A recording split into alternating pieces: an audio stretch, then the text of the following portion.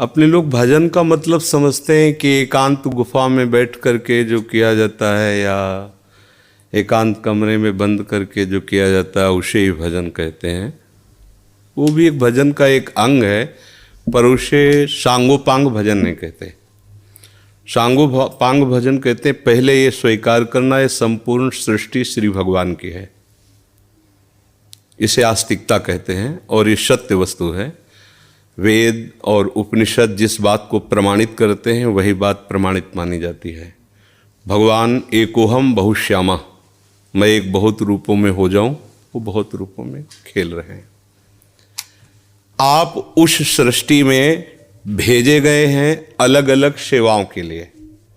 कोई डॉक्टर है, कोई मास्टर है, विविध प्रकार के अभिनय करके हमको अपने स्वामी से इनाम लेना है। किसी को वैरागी का अभिनय है, किसी का रागी का अभिनय है, लेकिन सबका एक अब स्वांग दिया गया है। अपने स्वांग को ठीक से निभा लो तो इस माया प्रपंच से मुक्त हो जाओगे, इनाम मिलेगा। अगर तुम मास्टर हो तो बच्चे में भगवत भावना करके और शिक्षा रूपी भजन उसको दीजिए। जो जिस क्लास की शिक्षा ईमानदारी से आपके अंदर यही हो कि हे प्रभु, आप बालक रूप से हमारे सामने आए हो, मैं आपको शिक्षक रूप से शिक्षा दूंगी। और उस समय यदि भगवत भाव रहा तो आपने जितने घंटे बालकों को पढ़ाया वो भजन ही है, उससे बिलक नहीं।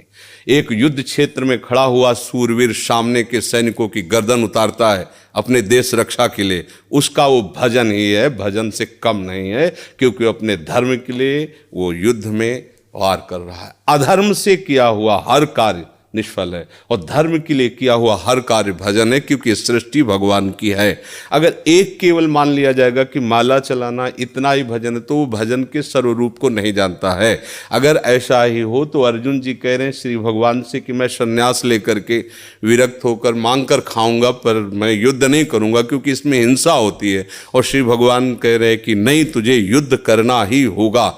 मां मुनिस्मर युद्ध च, मेरा स्मरण करते हुए तुझे युद्ध करना होगा।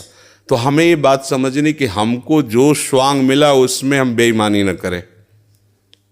अगर आप डॉक्टर हैं तो मरीज रूपी भगवान की सर्वतोभावेन सेवा, आपको जो स्वांग मिला है आप उसमें बेईमानी मत कीजिए, सत्यता से चलिए, वही आपका भजन बन जाएगा, उसी से भगवान प्रसन्न हो जाएंगे। पर ये स्मृति रहे कि मैं किसका कार्य कर रहा हूं, बस अगर ये स्मृति चली गई तो अहंकार आ जाएगा। किसी भी बात का अभिमान आ जाना उपासना की वृत्ति का नाश हो जाना है।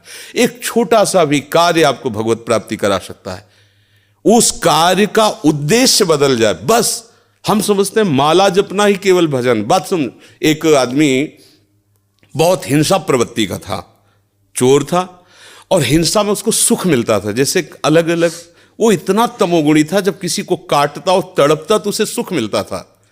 सैकड़ों हजारों को ऐसे काटता रहा।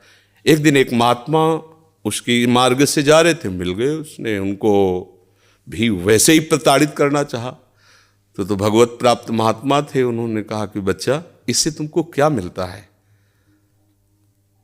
तो संतों के दर्शन से, संभाषण से अंतःकरण की मलिनता का नाश होता है। यदि अभिमान त्याग कर संतों के पास जाया जाए तो एक एक कदम यज्ञ के समान होता है। संत दरस को चालिए तज माया अभिमान। जो भगवान में वास्तविक रमण करने वाले महापुरुष हैं उनका प्रभाव होता है। उस पापात्मा जीव की हिम्मत नहीं हो रही थी उनकी तरफ देखने की। उनका बेटा तुम ये सब क्यों करते हो? तो उन्होंने उनका सुख के लिए करता हूँ, संपत्ति छीनता हूँ, मारता हूँ। इसे बोले अभी तुम सुख की पहचान ही नहीं जानते हो, किसे सुख कहते हैं? तो उनका फिर मुझे बताइए आप सुख किसे कहते हैं? तो बोले हमारी बात तुम्हें तभी समझ में आएगी तब तुम निष्पाप हो गए, क्योंकि पापवंत कर सहज स्वभाव भजन मोहिते ही भावन। बोले महाराज क्या करूं जिससे मैं निष्पाप हो जाऊं? तो उनका हमारे भारत में पवित्र देश है, उनमें आप भ्रमण करो, अवगाहन करो, तुम पवित्र हो जाओगे। निष्पाप करने के लिए हमारे बहुत से तीर्थ हैं भारत में, तीर्थपाद प्रभु ने उनको प्रकट किया है। तो महाराज हम कब जानेंगे पवित्र हो गए? तो सिद्ध महापुरुष थे, उन्होंने एक शुष्क लकड़ी दी, सूखी हुई लकड़ी दी, कहा इसे ले जाओ और जब ये हरी होने लगे, इसमें किनगा आने लगे, तो तुम समझ लेना तुम निष्पाप हो गए। चला गुरु को प्रणाम करके 10 किलोमीटर चला होगा, शाम हुई, एक वृक्ष बड़ा था उसके नीचे रुका। गांव में रहने का स्वभाव उसका नहीं था और उसमें 4-5 चोर बैठे हुए थे और वो नीचे जड़ में ऐसे जाके बैठ गया। रात्रि व्यतीत हो तो तीर्थयाटन को जाएंगे।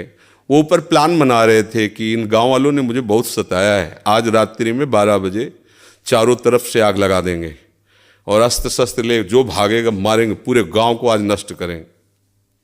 उसके कान में पड़ी बात। उसने कहा कि तीर्थ यात्रा तो जा ही रहे हैं, अगर इन जो 4 हैं 5 हैं इनको अगर मार देते हैं तो जा ही तो रहे हैं तीर्थ यात्रा में, पूरा गांव बच जाएगा। ये पूरे गांव को मारना चाहते, पशु पक्षी हैं, बहुत से जीव हैं। तो उसने कहा भैया तुम्हारे गुरु हम हैं, आओ हम तुम्हें सलाह बताते हैं कैसे पूरे गांव को नष्ट करना है। तो चारों कूद थोड़ी पड़ेंगे, एक ही एक आएगा। चारों को हम मार दिया। सोचा अब यहाँ हिंसा हो गई, नहीं रुकेंगे। लकड़ी उठाई तो हरी हो गई। उनका गुरुजी ने कहा था जहाँ हरी हो जाए वापस चला गया। वहाँ गया संत भगवान को। संत ने कहा हम जानते थे कि तुम ऐसे स्वभाव वाले हो कि तुम्हें तीर्थ यात्रा सुहाएगी नहीं, वापस आ गए। तो उनका भगवान आपकी आज्ञा पर। आपने कहा था हरी हो, देखो हरी हो गई। तो बोले कौन से तीर्थ में? बोले तीर्थ लेके आ। 4 को और मार दिया है। बोले बताइए कैसे?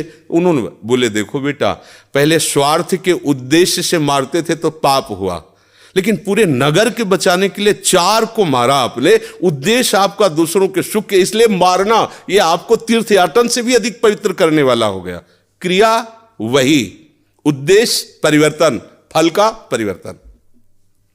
यदि हम सब अपने धर्म से चले, अपने कर्तव्य को भगवान की पूजा माने, तो जो जहां है उसको अलग से कोई मार्ग चयन नहीं करना, वहीं भगवान की प्रसन्नता के लिए करे, उसको वहीं भगवान की कृपा की प्राप्ति होगी। तो आपको कोई परेशानी का विषय होना ही नहीं चाहिए। आप अध्यापक और बच्चों को पढ़ाइए और बीच बीच में राधा राधा राधा स्मरण कीजिए। जो भी कर रहे हो अपने प्रभु के लिए कर रहे हैं ऐसी भावना कीजिए। इसमें कोई श्रम नहीं, कोई परिश्रम नहीं, कोई अलग से ऐसा नहीं कि नाक दबा के बैठना है, आँख मूंद के बैठना है।